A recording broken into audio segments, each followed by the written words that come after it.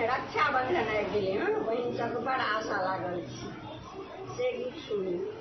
राखी बंधाले भैया सावन आई, बहिन सबके लागल आस हे। राखी बंधाले भैया सावन आई, बहिन सबके लागल आस यो।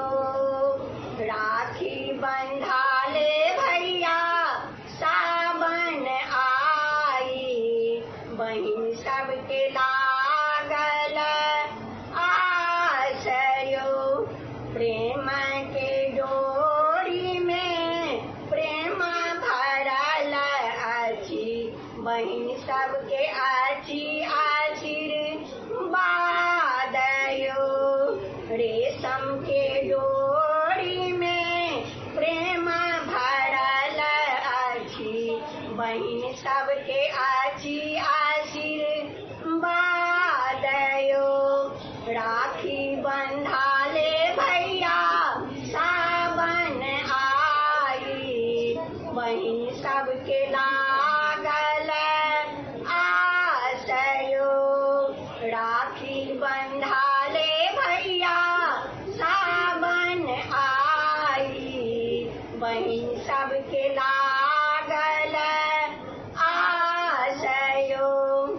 साड़ी न लेबै भैया रुपया न लेबै, लेबै में कंगना इनाम यो।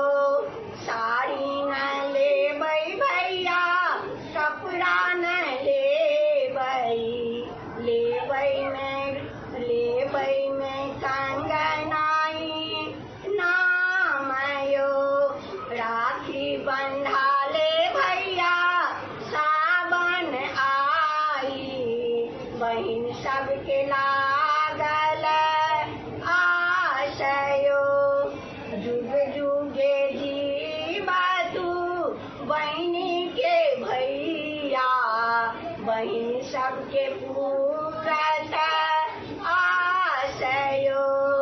जुग जुग जीवा तू बहिनी के भैया, बहिन सबके पूरत आस यो। राखी बंधाले भैया सावन आई, बहिन सबके लागल आस यो। राखी बंधाले भैया सावन आई, बहिन सबके लागल आस यो। जय मिथिला जय मैथिल। नीक लागत तऽ सब्सक्राइब करब, घंटी के निशान के दबाएब।